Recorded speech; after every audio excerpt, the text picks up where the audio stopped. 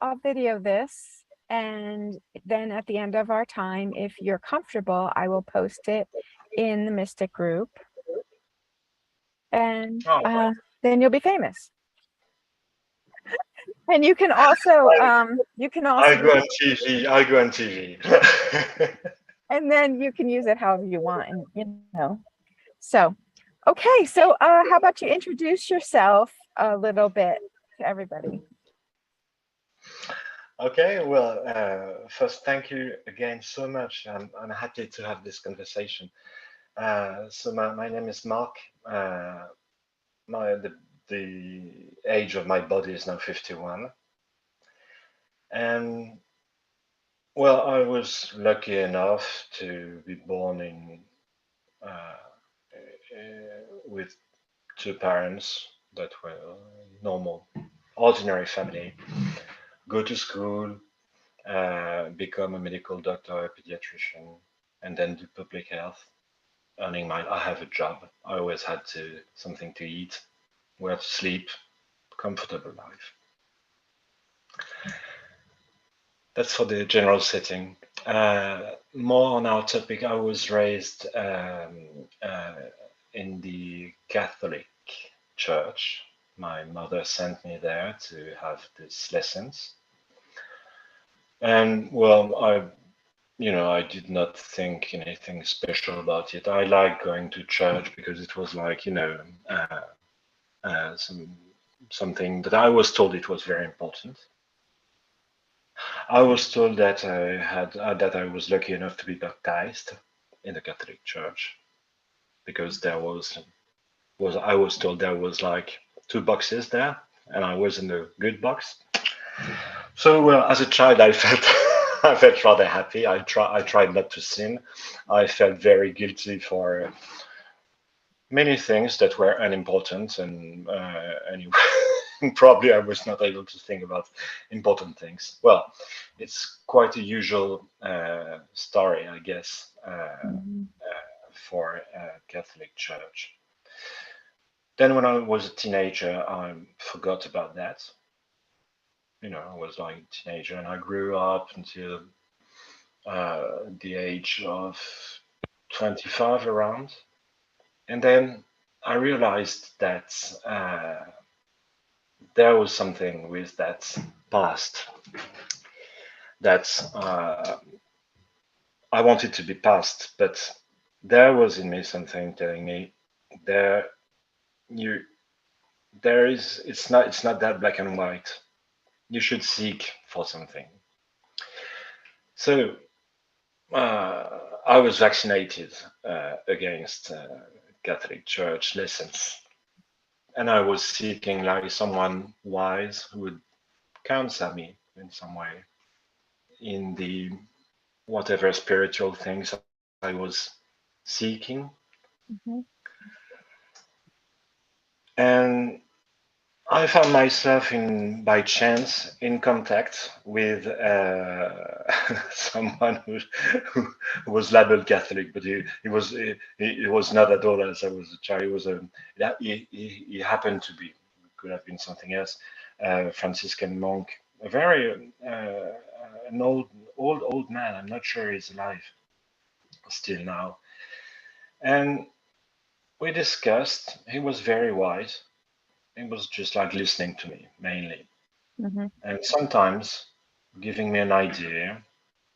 And after a year, 2 years, when we occasionally discussed over the phone, uh, once a month about, uh, he told me, he said, well, maybe you should look back to that prayer you find in the Bible, which is Our Father. Uh, it's a path, he told me. Yeah, fine. I was confident because I understood there was not the guy, it was not the foolish guy. It was very actually deep and wise. I felt it. So, so why not? Why not? Struggling to keep away from my mind what happened, as lessons, what I was taught, and the framework that was settled, that was hardwired in my brain since I was a child. So trying to put that away, push that away, difficult. I started reading, thinking that prayer, and that was rather intellectual at the beginning, but I was attracted to that. There was something attracting me, and I like, when I read, I have, that's general, but that goes very, very well for uh, scriptures or books or current books or ancient books, whatever tradition. And well, so that was one of those books. So I went into, the Greek. I saw the words, different options, and I noticed something that struck me at first. That before and after the prayer itself, there are two very important sentences to me. At the beginning, Jesus says in the book, he says to his friends, his followers, he says, when you want to pray, anyways, you don't know what to ask, which I believe it's true. And he says, so when you to pray, he says, go into your room, lock the door, and say, and then the prayer. Go into the room, your room, and lock the door. Mhm.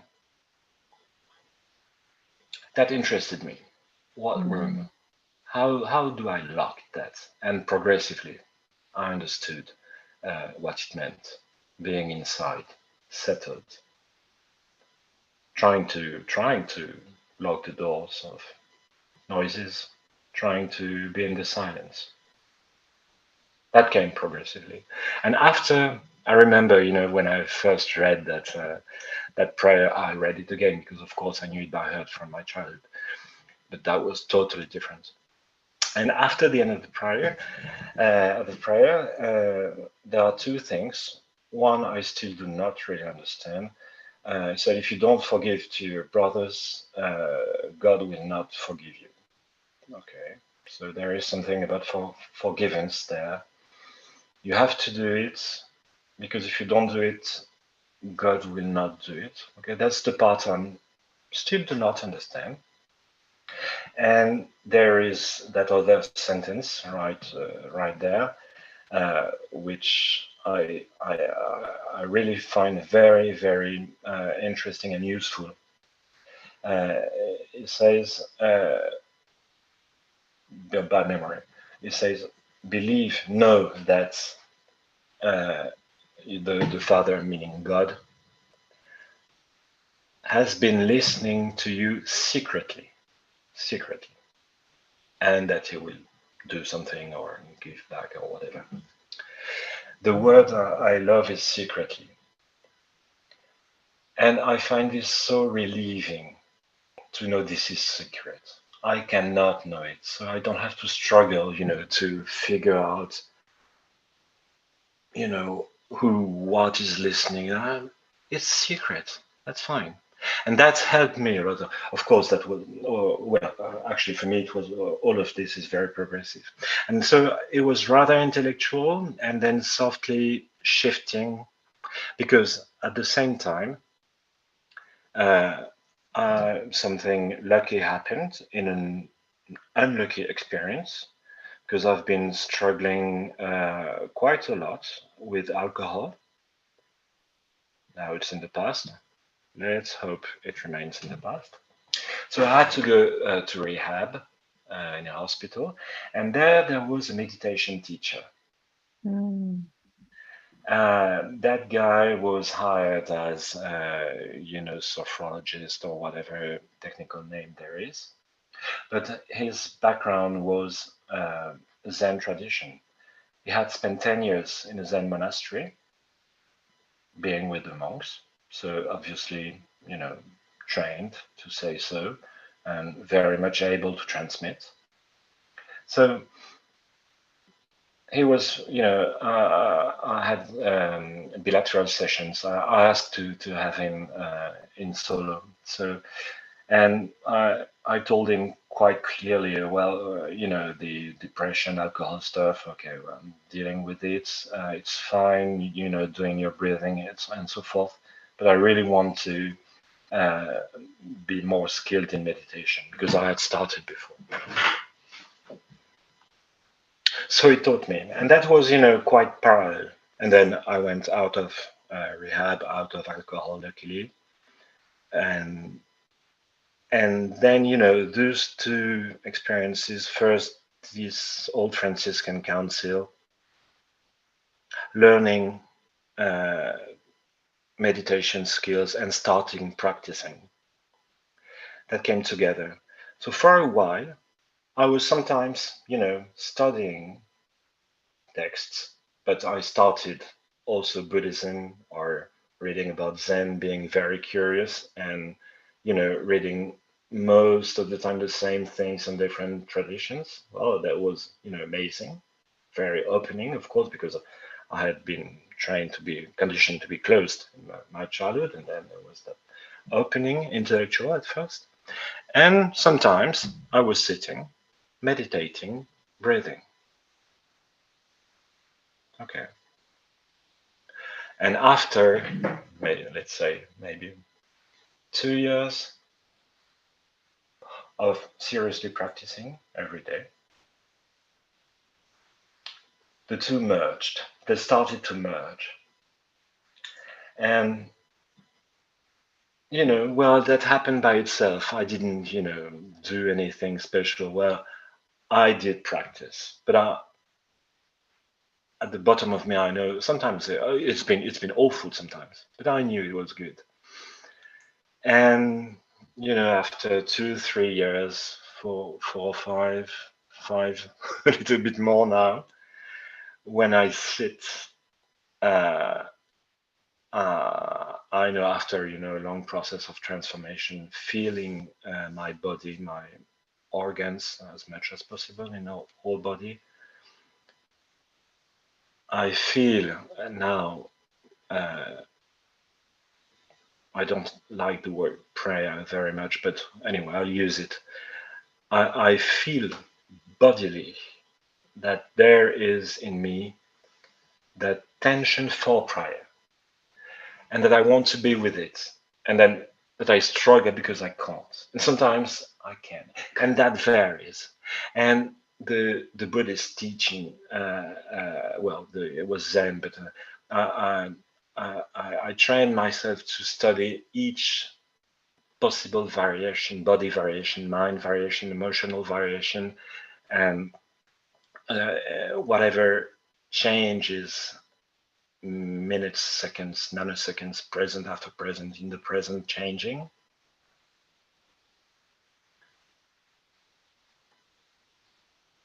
So I can listen to that, and inside of that, there is something more.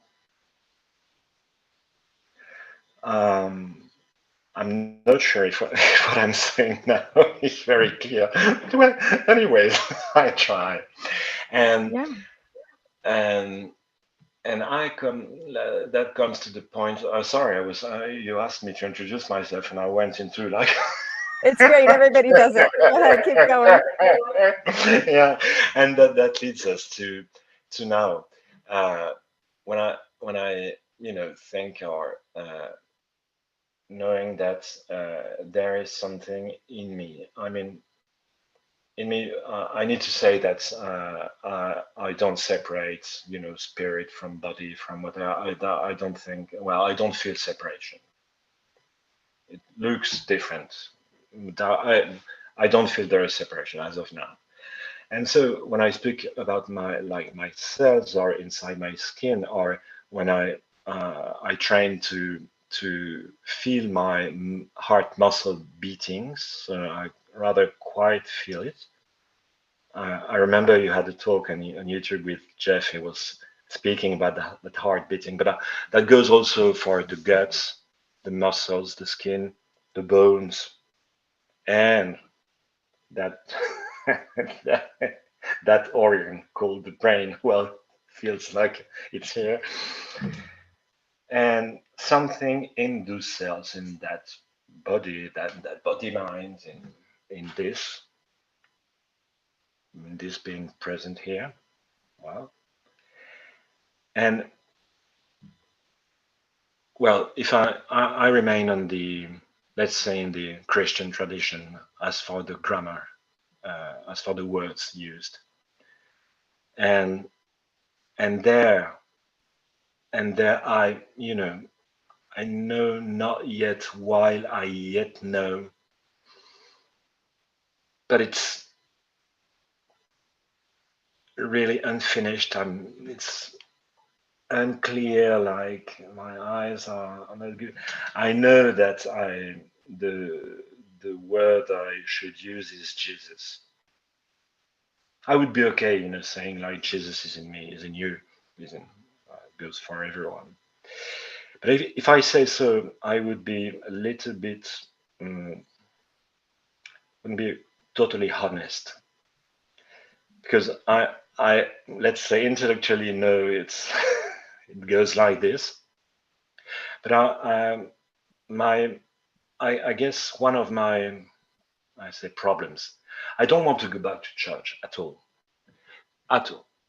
No church, no religion. My problem is when I close my eyes and when I, think about in a gnostic way, or in a, it's not, it's, I feel the thoughts. It's bodily metaphoric. That goes well. Uh, the symbol of cross, the middle of the cross, that goes well. But when I come to think about one person, if you want to imagine one person that was historically was called Jesus.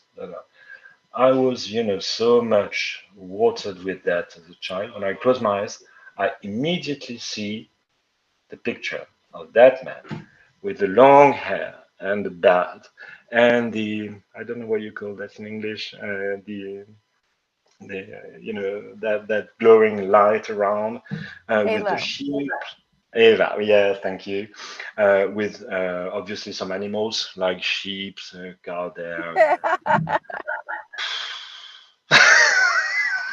Yeah, very classic. And this is so blocking. So I stop it. Okay, no, no, no. So I'm, there is something maturing there. I fully agree. I feel so in agreement, so okay with sentences like there is God in us, or the universe is in us, whatever words we use. Yeah, there is that little disclaimer I need to use when I use the word God. I don't know what I speak about. Right. I use it anyways. Yes. And Joa, to finish that, I used the Christian tradition, grammar, and way of thinking to speak about this. There was a little crossing with Zen techniques and little Buddhism, but I'm fully okay to, because I'm fully okay, to use other grammars. I call that grammars, set of words and manners of saying things, but you speak anyway.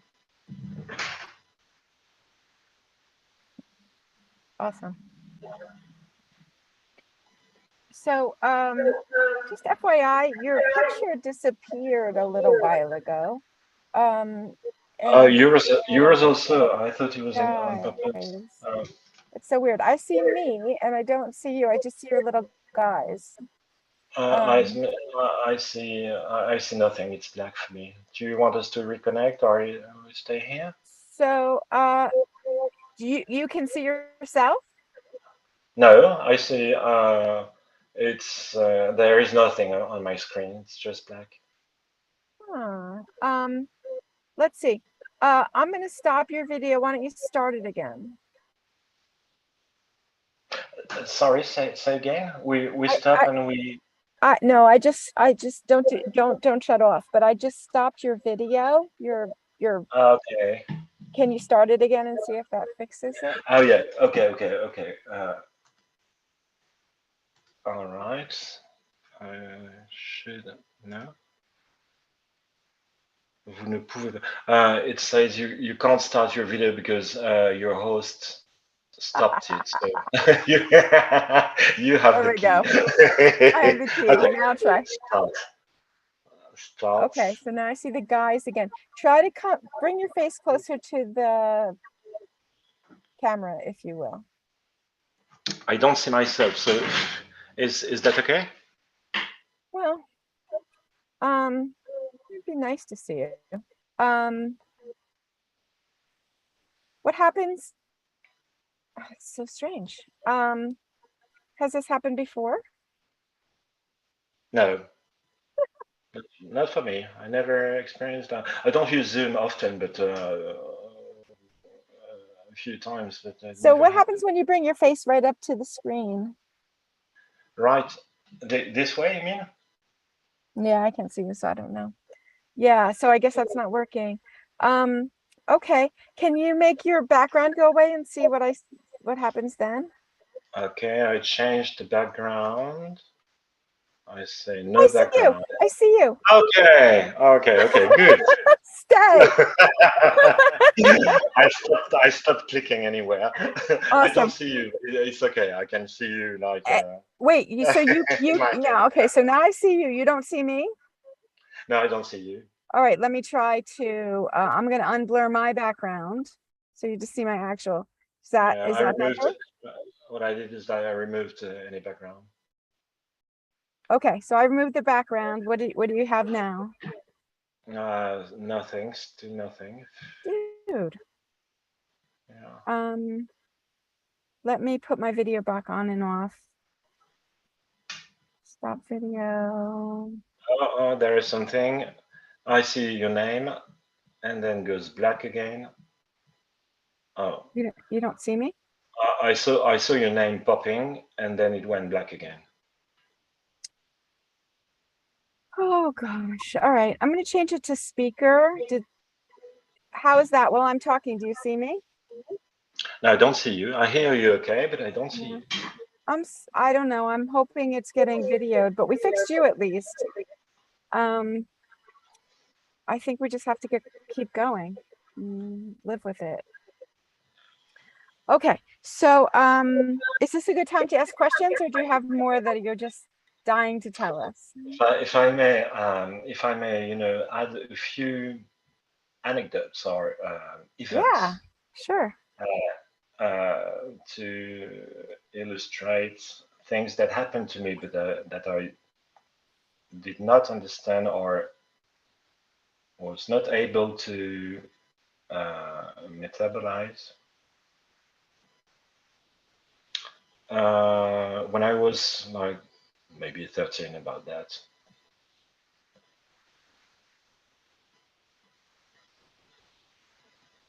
I was told by one of those priests, I'm being so mean too, but that we passed.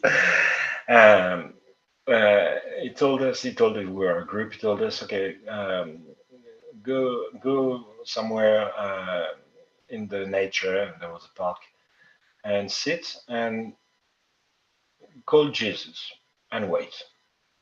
Okay, so I did so. I sat. I called Jesus, like oh Jesus, please come. And that experience happened. Like it lasted, I don't know, a few seconds. I no longer was, in my body, nor in the forest, nor in the trees. I was there. There was nowhere. There was no time, and there was, like oh, like this elation. It was no word, like full of. I don't know if maybe the word love is appropriate there, but I don't know. There is no word. It was like a more than beautiful experience. It was like a no word experience in the good meaning of the term. It was not black. It was like full of lights, etc. Difficult to describe it. A few seconds, and then that went off. I remember very well that I didn't think, well, this is Jesus coming, because there was no Jesus. There was no Jesus. It was just like it was just like an experience. I did not understand, and I forgot about it for years. The same happened when I was 25. About I was in a dark mood. I was depressed. This is the time where I started being a bit heavy on alcohol. It was not a very nice period of my life. Well, studying was okay, but globally not well. And I was like stuck on my desk, and I was watching like a photograph or something. And then suddenly, this very same kind of experience happened to me. I was like absorbed by the frame I was watching. About the same. And then it stopped. I said, well, what is that? And there was a voice inside me saying, you need to do some path. Now, it was not You words. need It was wait. like, You it need to was do some what? some path. Path. You need to walk on a path. You're not there. You're obviously not there. You need to go there somehow. I said that with words now, but it was like, that Yeah. strange, tiny, distant feeling Yeah. before. At the same age, I was sitting in the grass with friends, and then I was just relaxed. It was sunny. And for a few seconds or so, I had an out-of-body experience, not far, just above me. I quit my material body, and and it was like, oh, I was up, and that was so frightening. I thought, oh my God, I'm dying, I'm dying, I'm dying. It was at the same time amazing, wonderful, and so frightening. I say, oh God, they're going to call the emergency. No, no, no, no, no, no. and then it stopped. Um, Another time, way later, when I was in my 40s, I was walking. It was well, late evening. It was the night, maybe winter, and I was walking in the street, on the street, and there was, I was approaching the corner of the street, and right 1 meter before, there was that guy. He, he arrived, and we almost bumped into each other. Was a tall guy, maybe in his 70s, white hair, thin. Looked like maybe this person is homeless, or maybe, don't know. We know the dressing, the look, or whatever, But okay. And it lasted 1 second. He he watched me in the eyes. He had, I saw like two blue eyes, boom, direct. And he said, "I love you," and he left. Whoa.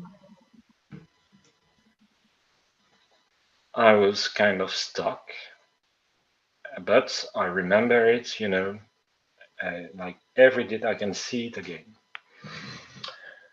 Well, there was that, a few things, small events like this that were non-ordinary, to say so.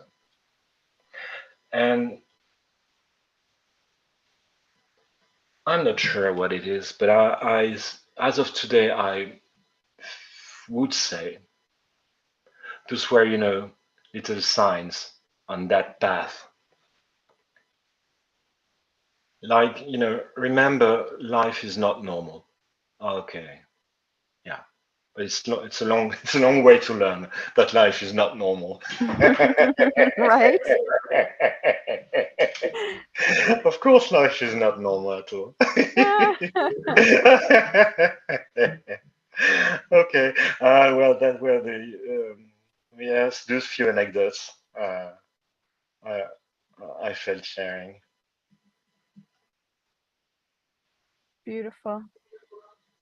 You know, I do want to say, your presence, being in your presence is a blessing. It, like, from my perspective, that's the most important thing, like who we become in this journey, and you're just lovely. Your presence is peaceful and comfortable and also playful and fun, easy. And very, very attractive. Just very nice to be with you. You too. Thank you so much. It's so you are so like a welcoming person. It's easy to It's to easy. speak. What a concept, right? Like, it doesn't have to all be so hard. Yeah. Oh, Okay. So, anything else before I ask some questions? yes, please. If you have questions, I'd be pleased to listen and carry Well, on. besides your lovely beingness, I'm loving this. Life is not normal. It's yeah, it's a really nice overview. I'm getting a reverberation thing here. I don't know why. I'm hearing myself twice. Is there some reason you think? Ah,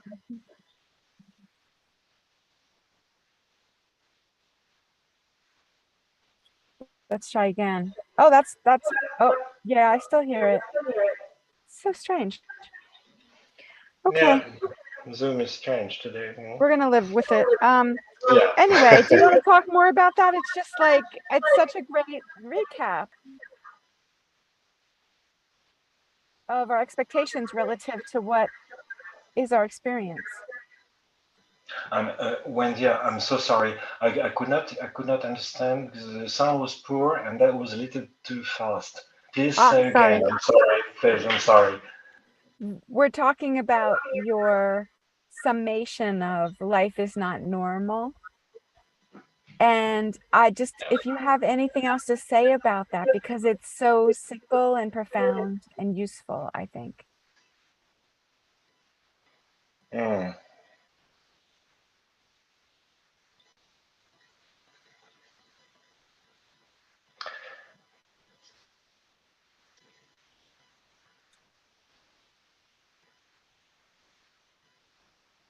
I think we're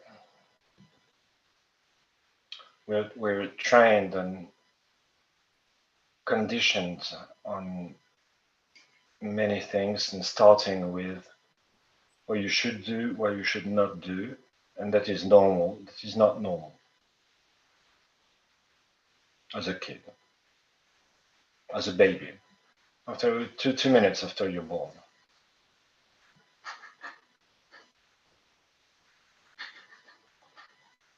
that's for the macro social point of view. And of course, it varies according to dates, historical periods, geography. So there is nothing such as normal social behavior. Yeah. That's the first point to notice, which is rather easy to understand. And then there is more intuitive, and that can start by intellectual questions about, is that normal to be conscious of what I'm conscious now? What is normal? Can start with like kind of philosophy like this, and then you can use well other techniques. Zen monks, they use koans that are impossible questions that their masters tell them to meditate on, like how the duck is going to get out of the bottle. And well, and such things that the their aim is to show obviously that our reasoning cannot get everything and say, using logic words, this is normal, this is not normal, and that we are out of normal and non-normal, that there is no notion of such notion of normal. So we're there without normal. No, Mm-hmm. however, however, there is something that carries the existence of matter, the obviously the existence of uh, the world as we see it, in the organic world as we see it, that you know that goes. It's not normal. We cannot know it because our brain is limited. And then maybe it's time to discover that we have. Well, that is what I'm saying. It's not one way. It's an example. I follow rather my story, my experience, and I'm sure there are an infinity of other experiences. And then, well, I should use I, and then I was with meditation helping. I invited to discover that there are other senses that are senses. Let's call it the inner senses. Doctors today, well, Occidental doctors today, start discovering that there is an interoception. They call that. Yeah, why not? It's like inner consciousness, but it's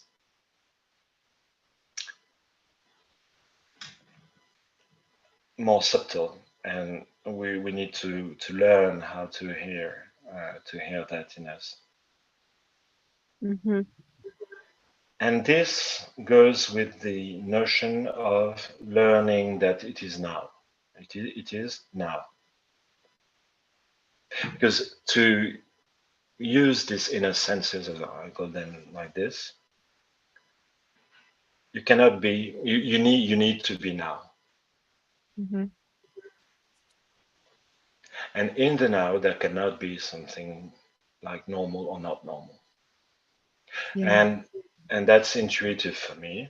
It became with time intuitive for me that it is obvious that we are in a permanent, non-normal happening. Well, that's how I feel it, and I cannot, give a mathematical demonstration. That's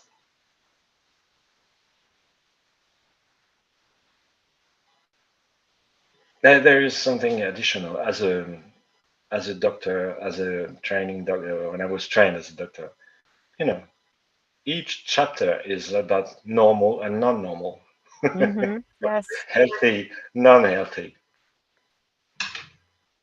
And after a while, I thought, what is normal? And I read that book of a French guy, Georges Canguilhem.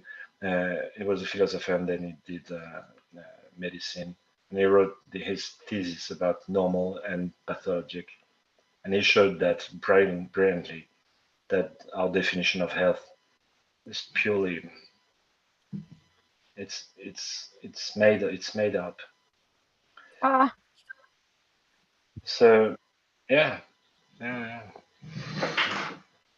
very cool. Thank you. I'm so glad I asked. Thank you. I'm very, very blessed. I can't find good words that I like to answer about the normal. But I try Yeah. my best. Yes. You're coming from a very different perspective talking about this. The last second half of what you said for me guys goes under like discernment. We being here, being now, noticing what's happening without all our layers of story and belief and expectations. You know, like, Yeah, you said uh, beautifully. Yeah, yeah, yeah, it's beautiful. Thank you. It's really lovely. I really, one thing that's also really standing out for me in this conversation is something I'm always encouraging in the mystic groups, because it helps us support and hear each other. I so appreciate how you are using I, and from my current perspective or my perspective back then, you're really distinguishing your conscious, I'm speaking, I'm owning, this is my perspective, I'm owning it in this consciousness, or back in that time in that consciousness. It's just you're very clearly particular about it, and I so appreciate it. Thank you. If nothing else, it really helps mystic community, but it really shows a lot more. Okay, so I have all these great notes and questions. Let's see. I'm just going backwards.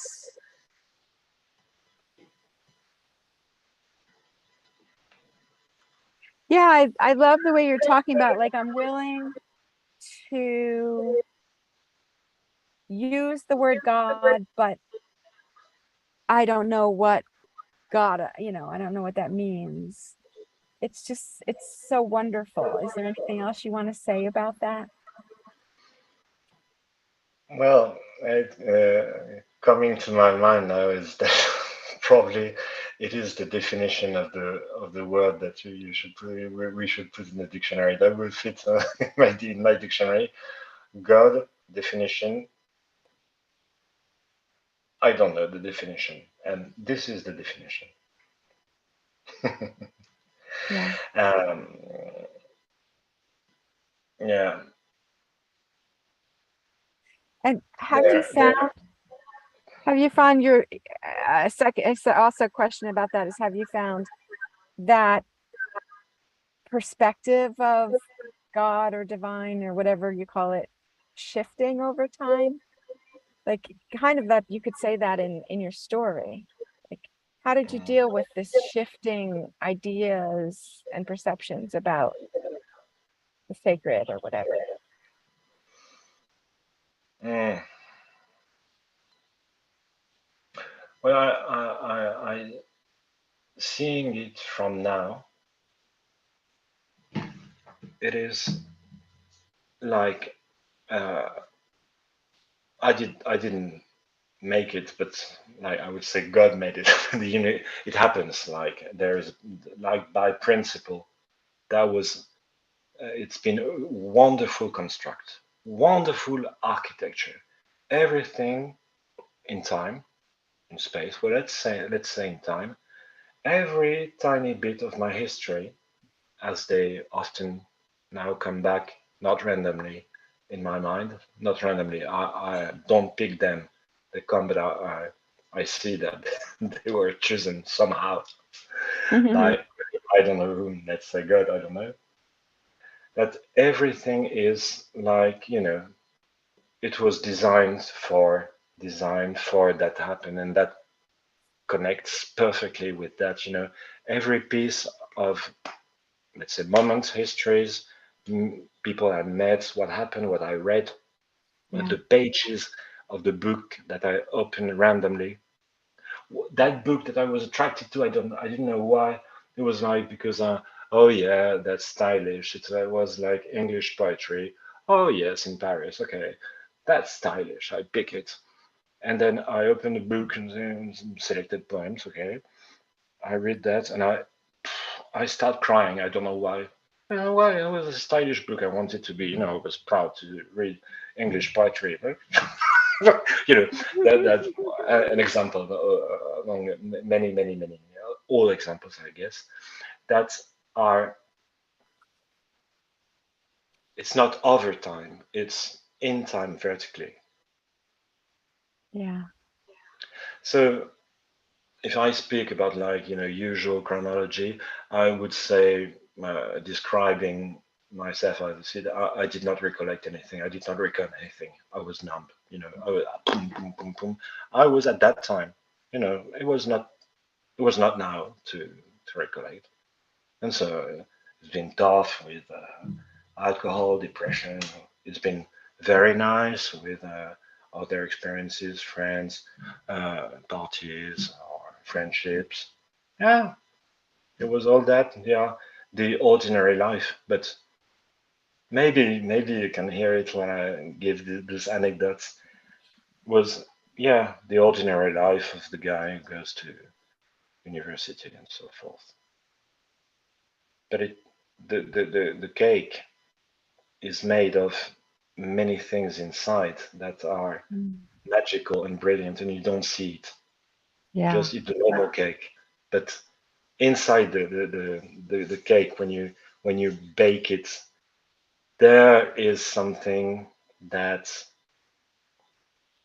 is diluted in it, and that changes the cake, which from ordinary cake is in fact non-normal cake. Yes. It's not a cake. It's way beyond out and inside. Yes. Yum. Yum. Gorgeous. Yes. Oh, I could taste it. Yes. I've been singing this song lately. There's so much magnificence. There's just so much magnificence. It's so lovely. Gorgeous. Okay. And that ties to, I mean, there's this theme of I don't see it. Oh, the great mystery. Again, when you were talking about the secret going, when you go into the secret place with the secret whoever, with the secret whatever, it's the same theme. Yes, this great mystery is the word I'm using, but of being in conscious connection with something. Mm. That goes together with my understanding as of now of the word mystic.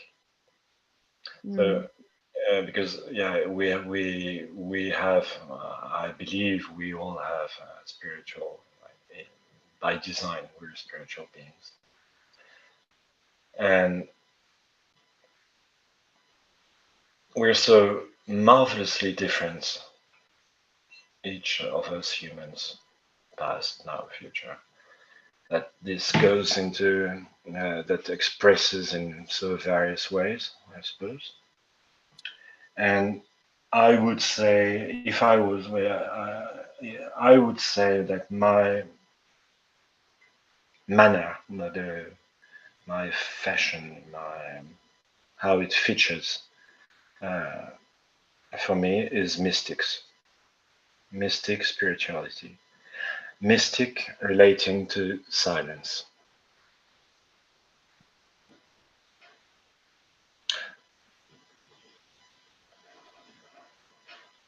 And in my experience, as I understand it, but that might be not accurate at all understanding, but improves by time. And let's say right now at this time, for me, from silence, when I approach it, and there is the incredible, the indicible that I can't speak about. And I can feel when even if you're going to somewhere 2,000 kilometers away, and then you're on the plane, maybe you have your iPhone with a map, and you just happen to understand that it is there, but you're not there at all. When you start, you know, conceptualizing that it is there, I mean, I'm speaking about the silence, capital S, the silence that you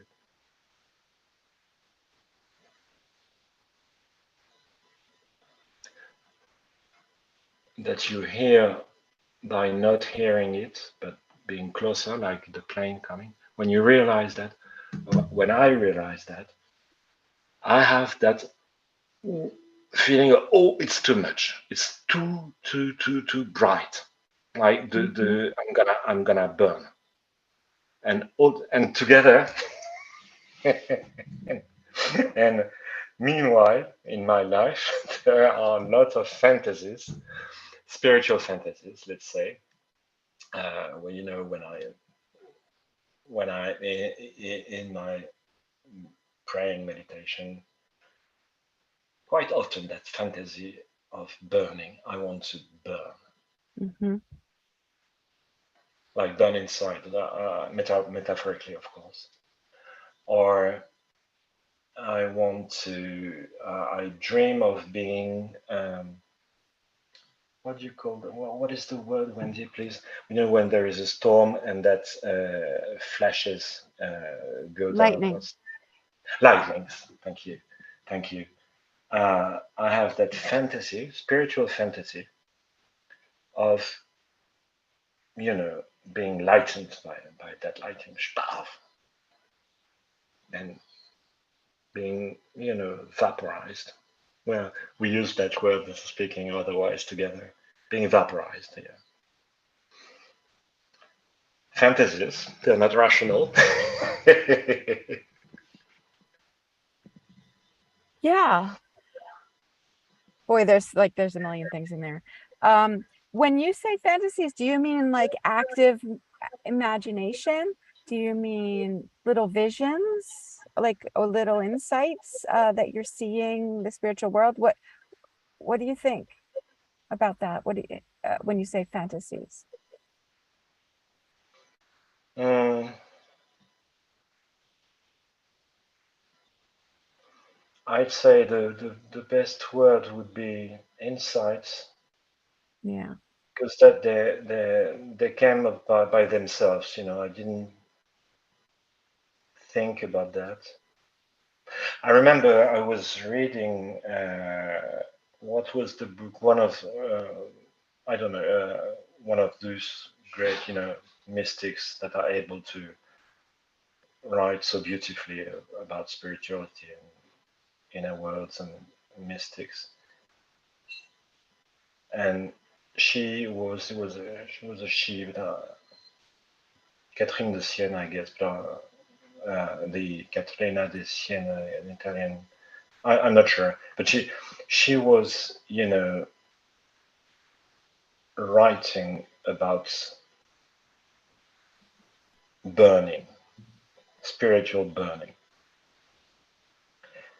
and that triggered that. But it was there in me already. I said, okay, yeah, there is a match. I want this, but from the heart. Hmm. Amen. Yeah. And this is part of why I love the connection of mystics, is because it's so validating. It's like, oh yeah, I get that. I got that from a different perspective, but it's the same burning bush, or it's the same. Um, Rumi talks about it, right? Rumi says, don't rely on borrowed certainty, sit down in the fire, right? It burns. That is so And true, so true, so true. Yeah. in Judaism, this is not exact translation, but it's God burns up everything that is not God. Same shit. Like, The validating. I like very much that. I love that validating. Reading the canonical, yeah, that's a canonical Bible, New Testament, and obviously ancients as well. Yeah, several times, several occurrences. You know, when the situation is so terrible that there is that fights and it's bloody and people kill each other inside, and that comes with the metaphor of a storm. And well, we can name the text later, but I won't say it's from memory, but yeah, and in several occurrences it's the same metaphor. The storm in the sky, that's a metaphor with the lightnings and the the sounds and the almost earth shaking, when it happens hard.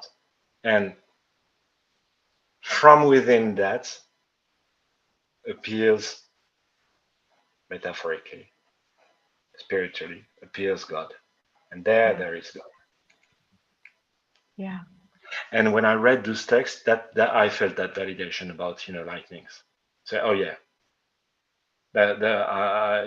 there is something out of the storm. Yes, out of the storm. And also it comes from the heavens to the power, the light, the glory, the out of this world intensity comes from the heavens to earth. Yeah. Um, and it's so funny. I'll share this little insight that's about me. When you were talking about the lightning, I was like, oh, and and Zeus, it's like Zeus could have been a metaphor about, because he throws the lightning bolts, I think. Somebody like Zeus throws the lightning bolts. And it's like, oh, that's like that could have been also the same metaphor that we're talking about. Not you're Mm. bad, but here it's I'm paying attention to you, transform. Time to transform. Wow. Time to be the phoenix. Come on. Rise new. I don't know. Okay. So this is fun. Um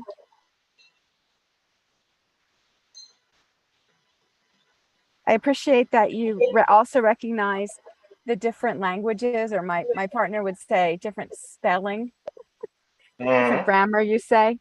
Um, Mhm.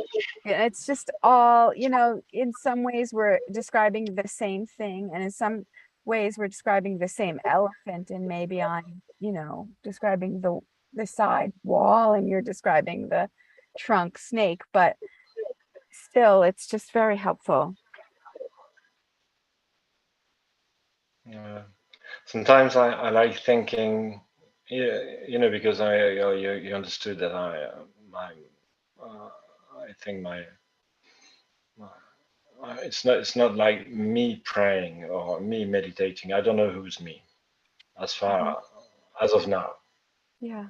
I'm not sure about who's me, but I'm pretty more confident in the fact that the water in my cells is able to pray. Well, oh, that is So- a beautiful thing. and I was thinking that about the various spellings that we're all made of the same water basically. Ah, oh, that's gorgeous.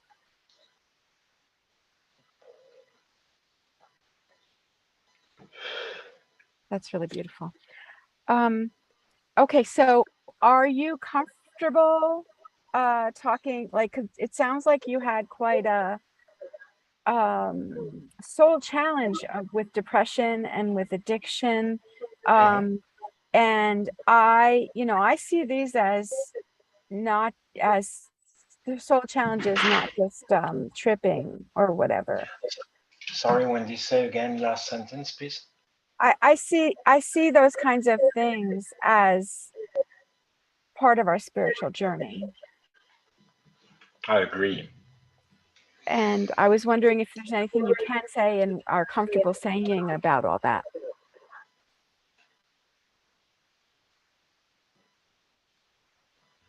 I think could be well, what I lived, was addiction, depression, but can be uh,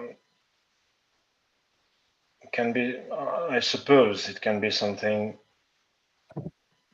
tough or not tough, short events, short experiences in time, long range experiences,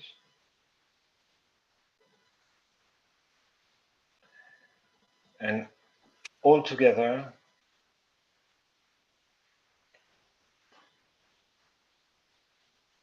our growth.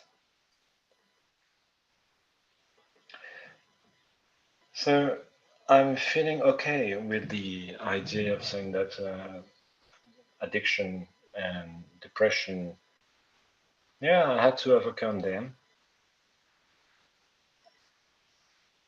There were opportunities for me to think and question myself. For instance, I had psychological counsel for a long time, and she was a very nice psychologist, very good. And so we were working, psychologically, which is very good. That helped. Yeah. And at some point, I remember, I don't know how I went there, because we were speaking quite freely, and yeah, it was okay speaking. And at some point, one morning, it was early in the morning on Wednesdays because I had to go to work afterwards. It was very early in the morning, and it was still night. And I remember finding myself sitting in front of her and saying, I have to tell you, and maybe you have some clue for me. That look, and then I drew, on the table like a curved path, and I said, "This is a path." Okay, you see it? Yeah, I see it. And then and then I put my finger, 20, 30 centimeters away from the path. And I told her, I feel like this is the path and I'm here. Wow. And she said something to me like she was great. She was so great, so perfect. She said to me, she said, my humble work is like helping you seeing if you can see yourself some psychological processes, but I can't do more. And why did that happen? Because I had to struggle against addiction because I went to rehab, and because she happened to be there, and then we happened to talk, and then that little piece of conversation happened, and it is still very important inside me today. I don't know if you, well, I'm not writing, I can't write history, but I'm grateful for that. So, of course, I'm not grateful. I don't want to go back to alcohol and then to rehab again. That's not working like this. But, and there are many, many, many, many examples like the one I just told. And for that, I feel grateful. And I know that it was in the middle of the struggle. Yeah, yeah. Yeah. And, Do and we need, sorry, Wendy, I was asking myself, do we need struggles to grow? I'm not sure. The only very simple thing that comes to my mind, because I think that in the world we have under our eyes, uh, everything is under our eyes, even our, ordinary eyes, and we don't see it like in the, uh, old and well-known in the canonical Christian texts several times. Jesus and the prophets before, they say, yeah, it's obvious. You have it under your nose, you have it under your eyes, but you don't see it. You read it, but you don't know the language. You have the book, but Mhm. it's locked, etc.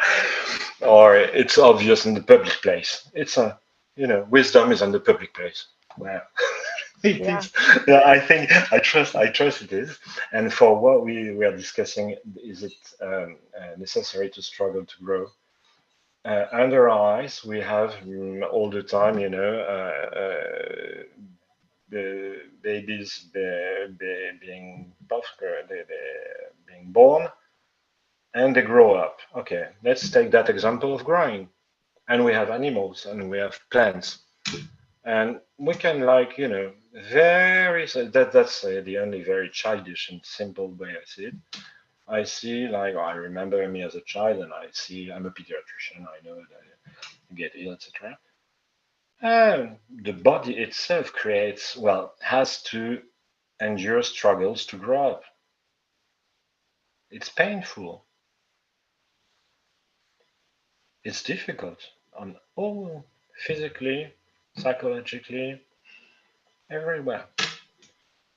So my intuition, it's very childish, but my intuition right now, if I see the process of growing, like in my public place there, so yeah, growing is, I don't see any growth without some struggles. Well, Mhm. I'm sure of nothing. I can't be sure. Mm, yeah, so what I do hear you do know is that you have grown through some struggles. Yeah, yeah. My experience is that the struggles happen to be when I look in the mirror, and and the current struggles I endure. Current struggles that are very different, but it's like those weird experiences that unable to speak, and probably it's too early for me to speak them out in my meditation. It's not bliss. It's not Sometimes, bliss. sometimes it is. I encourage everyone to meditate. It brings a lot of bliss, but not always. I take that for I take that for the growing process. Well, in my hopes. And in my history, yes, I'm grateful about that history. It was not easy, but I recognize, I do recognize, I have to be grateful because that went together with the growing process. Yeah, sure. And how do you relate now? Like, like you said you were in depression. Are you not now? How did you get out? Or are you, and how do you deal with it? Like how do you reframe it? What do you understand? You mean how I feel now? You mean? I mean, what is your understanding of the depression and how you transformed out of it?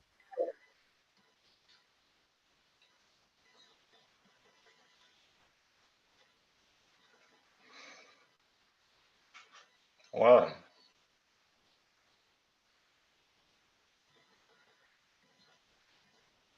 I have I have no clue actually why it came. On the first part of your question, why it came, I don't know. I don't know. Um, how I got out. The first thing is that it wouldn't be I got out. How uh, so many people came and helped me. Wow, wow! I think about it. Wow, how many? I can't count. I Wow. can't count. And of course, I was there, and I did something. I was willing to get out of it. It was it was not consciously spiritual. I was, I wanted to become back normal, being Yes. able to work, uh, Yes. being not being an alcoholic, not being an addict, being a normal person. That was, consciously what was driving me. But I know that in background there was some very deep process that, gently in the struggles. Uh,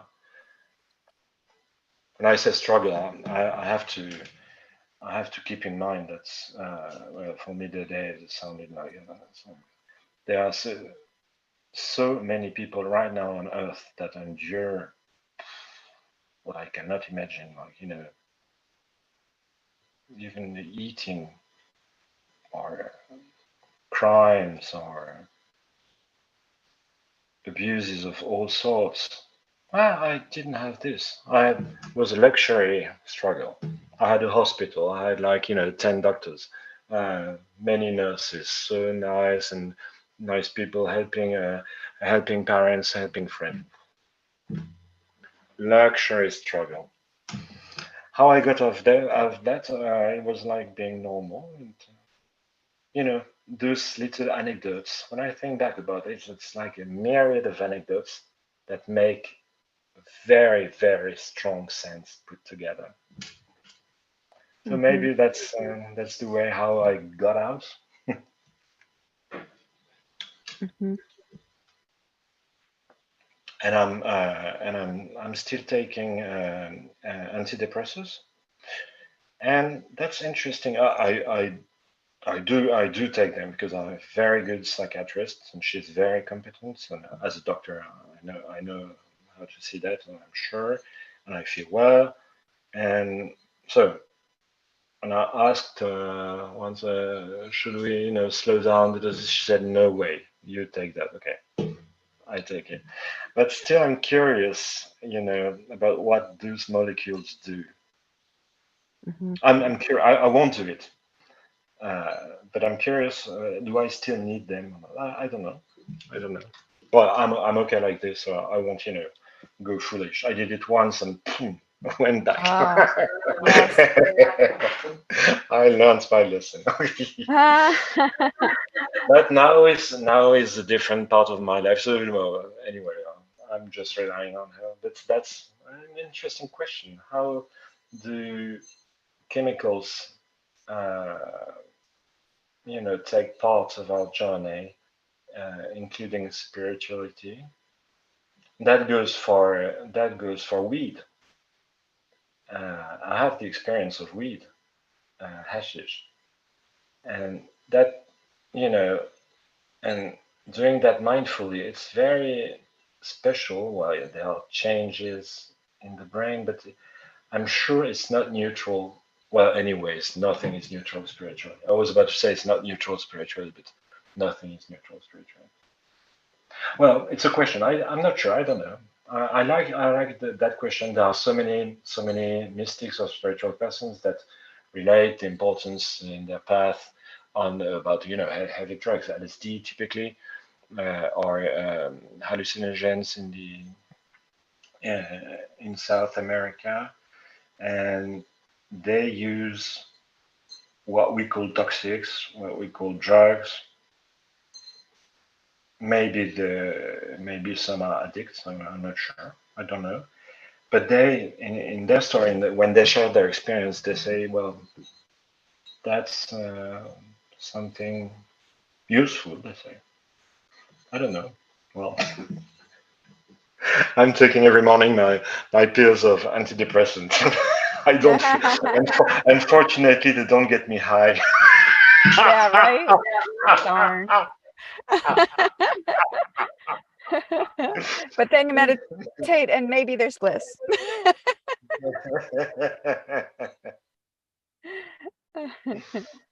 Oh, they did a mouse rat study, um, and they did what was it? It was 3 different kinds. In one, the rats, if they pressed the lever, they got the thing.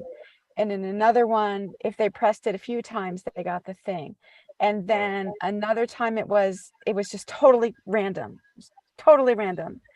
And I'm bringing this up because in the first one, when they stopped giving them the thing, they pressed it a few times and nothing happened and they went on their merry way.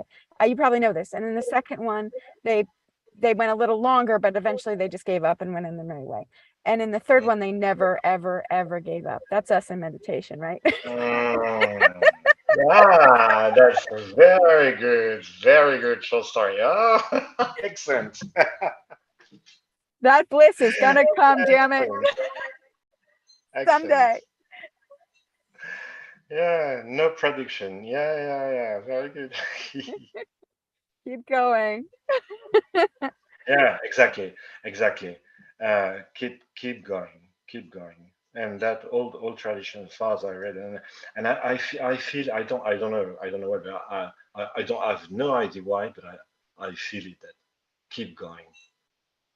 And I'm I must say that I'm coming to a point that I keep going, and then boom, it's hard. Okay, and I kind of like it. Yeah. Yeah, I kind of like it. It hurts. Oh, it hurts. It's like it's hurting without hurting. It's it's it's a very special. I wouldn't call it. It hurts like, if I cut my flesh like this, really, I guess that will really hurt. Uh, in a in an ordinary state of mind, like a daily state of mind, that would hurt like very unpleasantly. Mhm. But the feeling I'm talking about is an inner feeling, and it can be very mm, uh, like, yeah, outside it would be a pain, like, cutting your arm, fully cutting your arm. But inside it is like I see that I have this inner pain and I am happy with it. So the word pain is, mm, I, there would be, I don't know, let's put it right now, I would say, to speak easy, outer pain, like cutting your flesh with a knife, and the inner pain that would be like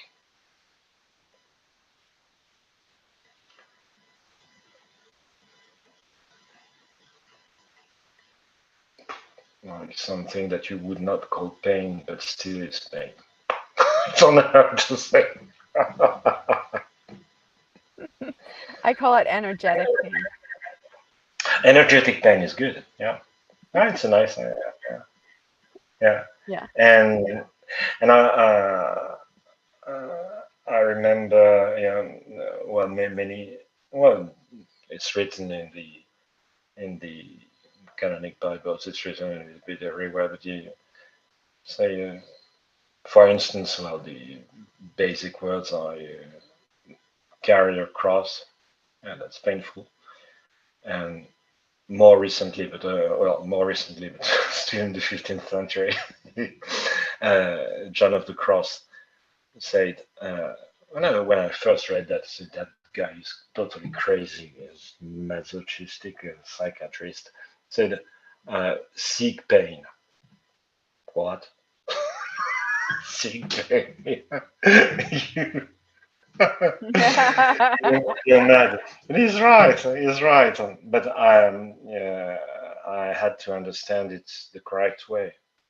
He was not, like hurting. Yeah, he was physically hurting himself. Well, that I don't really understand. But I understand that inside me, sick pain. Yeah, that makes sense because there are so many uncountable rewards. It's rewarding, and yeah, it's a growing pain. Mm. Why did he hurt himself physically? Uh, well, I don't know. It wouldn't come to my mind, but well, that's an experience. And I'm not, since I'm organically praying, I'm more into seeking body pleasure than body pain. Nice.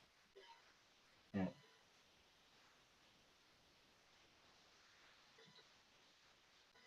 Love it. Awesome. And so while we're on that, what does your life look like now? What is your day, week, month? What do you do? People are interested, some people are super structured, some people are super flexible. What is life like? Mm. I, I have, like, maybe it's my addictive, but positively addictive mindset of wires. I have routines, but that I think are good for me right now. Typical days. when I wake up, well, I changed it a little slightly a few days ago because before it was when I wake up first cup of coffee and Coke Light, caffeine, yeah, and nicotine, total addict. Uh, You really want to be and awake, man. Let's have caffeine and nicotine.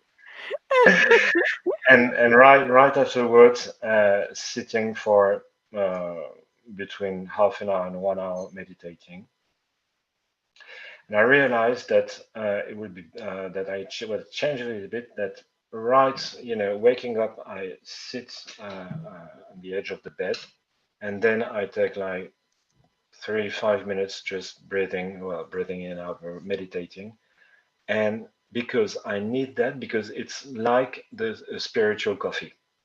Yes. And I see the difference.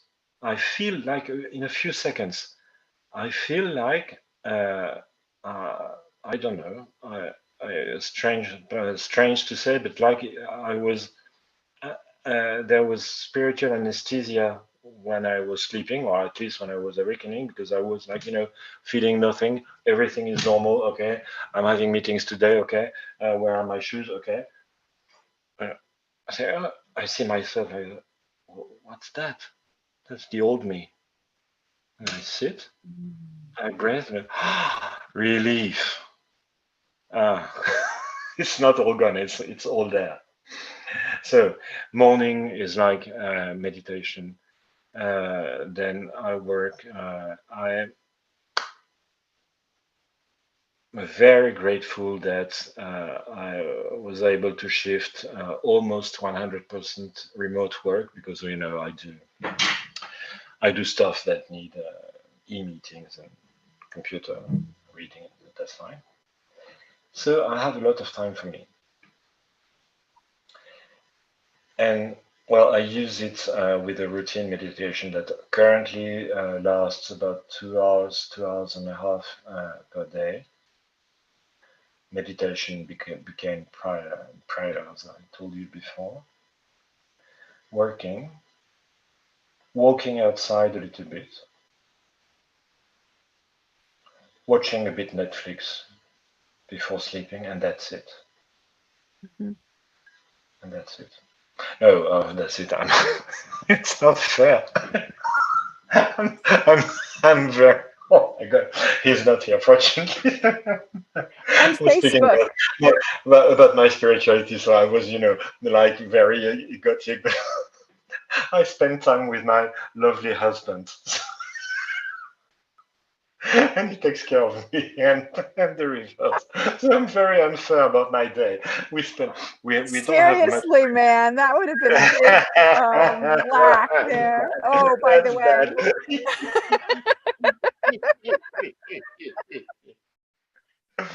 So we don't have much time together, but we have time together, and that's enough for me. I had Exactly. my mother over the phone this afternoon, earlier this afternoon. She asked me how are you? And I thought it was a bit. I said I have too much. I have too much. I have too much to eat. I, I can sleep at night. I, well. That's for me. That's a more than a full day. Yeah, it is. Yes. And I'm just curious, what is your work? What is your work like? How does it engage you? What are you doing? Is it exciting? Is it what, are you passionate about it? Mm, mm. That's that how I feel about work changed and still changes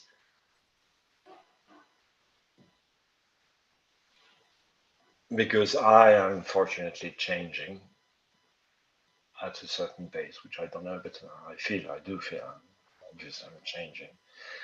And with work, it changes. Let's say, put to be easy, first part of my life, I was like, okay, I want to be a medical neuroscientist and I'm gonna publish and I'm gonna I was, fascinated and totally unaware, but I was in it, and that was normal, and I had to, fight against be the one, the publisher, etc. That was the first part. And then I had, I changed. I had my struggles, and I came back, etc. And I was always very lucky to have, a very nice job. Now I'm working in the public system, yeah, having a nice job, and I don't have, I don't have, I'm not the boss of no one. And I'm so happy with that. But Mm. before, a few years ago, I was fighting hard to get that position of being, in the position of the person who's my boss now. That was hard not to have it. Mm. But what a blessing. Oh my God. If I had had it, oh, how could I meditate? How could I be cool? How could I take time to read? How could I have time to, because that changes, because my work is not, it's not exciting. Well, the work per se is not exciting at all. It's not rather technical or, mm, administrative, technical. There is technical stuff, but per se, it's not like. But what is wonderful, and that is, I'm very lucky about that, is that I have to talk to many people, many meetings, and many talks, especially with, I'm in the medical area. So my work brings me to talk a lot with uh, patients group, patients associations, patients group that, you know, I talk with them a lot. And uh,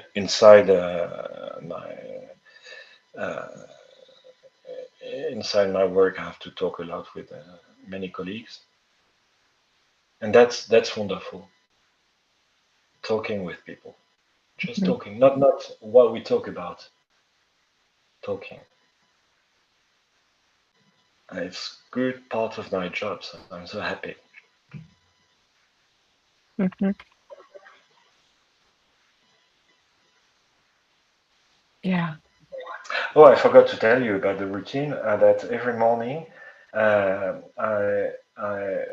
we work on Teams. It's remote, so everybody of the place of my workplace is connected. And every morning, I have an open session of 10 minutes of mindfulness. And I guide 10 minutes of mindfulness for whoever wishes. Oh, that's wonderful. That's a huge Yeah. contribution right there. Mm. I don't know, but it feels good. Feels good. Yeah. I started, when there was the lockdown for the COVID, Ah. and I kept it. I kept doing it.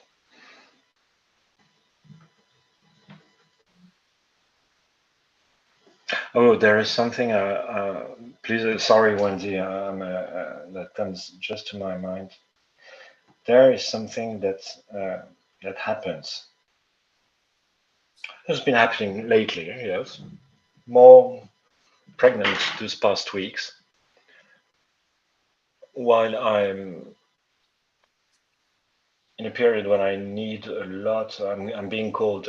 Say so. I'm being called from by myself, or I'm being called into myself. I don't know. I'm being called to. I need to meditate a lot, long slots, and that often leaves my brain mm,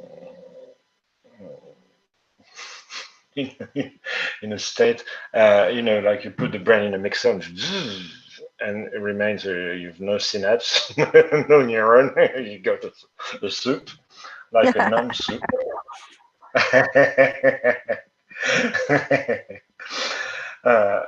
Total soup that no brain is functioning. And, it's the kind of state where would be like, okay, thank you, someone disconnected my brain. I see soup, but I don't care. Oh. And so I'm disabled. I'm cortically disabled.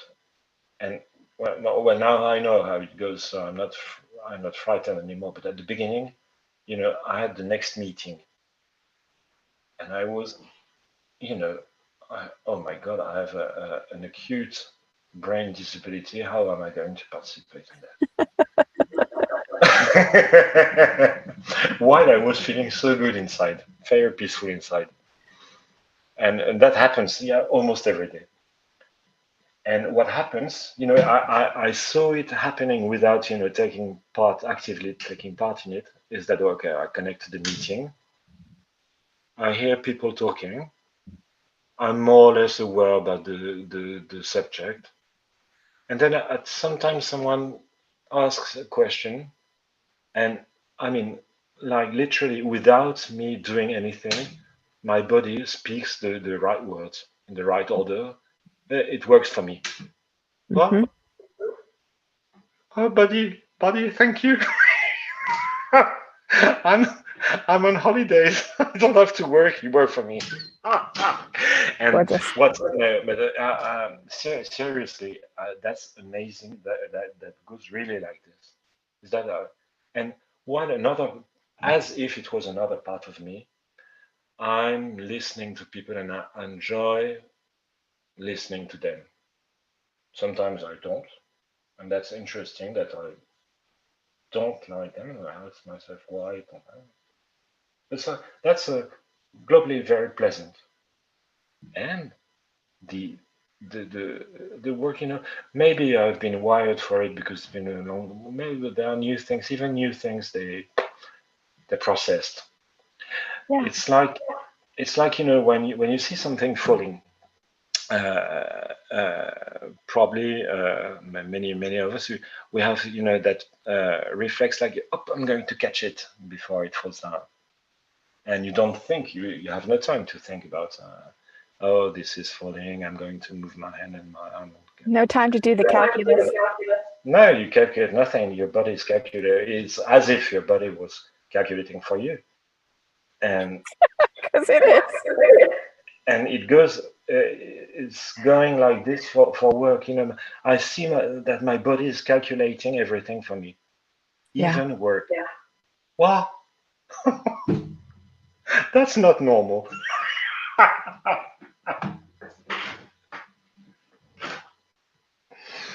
Yeah.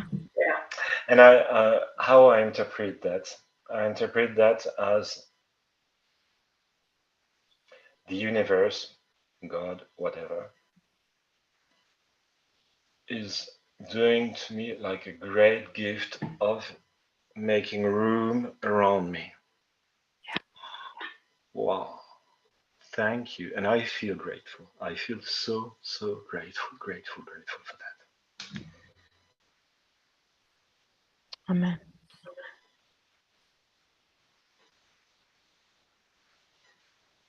Oh, it's gorgeous.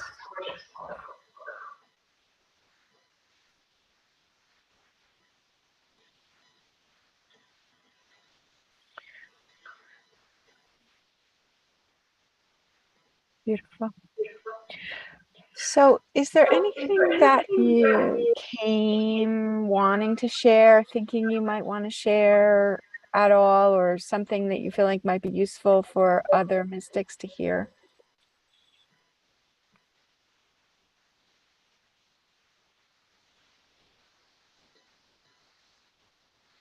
Well, if I was to say something to other mystics, well, nothing new for them since they are they are in the mystical path. But still, that helped me a lot to take that seriously when I was reading it. That is, just be confident. Be confident. What is that word? Be confident. Oh, confident. Yes, be confident. Okay, confident to what? Just be confident. Confident for what? Just be confident. Mm. Confident about what? Just seek the feeling of being confident. That's enough. I think. I love it. Yeah. I love it. If there was one thing to share, well, more seriously, that helped me a lot. Trying to be like this. So maybe for others too. Gorgeous. It's beautiful. Marc, thank you so much. Oh, you know what? I want to give you feedback. Is it okay? Oh yeah, sure, sure. The pictures I got about work, because I told you being in your presence, talking to you is a gift. The vibration is lovely, right? I saw you talking to people all day, and more or less that vibration, you're sharing that vibration, that song, and then you added to that by adding the 10-minute meditation, which it goes way beyond the people who show up. It like Mm, it yeah, really does infuse the organization and the people it serves. It's that yes, the thank song you, just thank you. resonates. Well, I don't know. I hope so. Well, thank you for saying that. Yeah. Thank you so much, Wendy. Yeah, and sharing my sharing, or everybody's sharing exists because people create room, some room for several people, and and I feel grateful. I wanted to say it anyways. I feel grateful for, among other things, for what you do on Facebook, because I'm sure it's quite a lot of work, of presence, of checking, and so forth, to create room for, talking, exchanging, validating, as you so nicely say, and create, for instance, I'm so grateful, create for me the opportunity of saying all what I said there. I never said it aloud. Thank you. Thank That you. helps. It helps. Oh, I'm so glad. I'm so grateful to hear it. It's like that's the point. Okay. Awesome. Mwah. Thank you very much. My dear Wendy, thank you so much to you.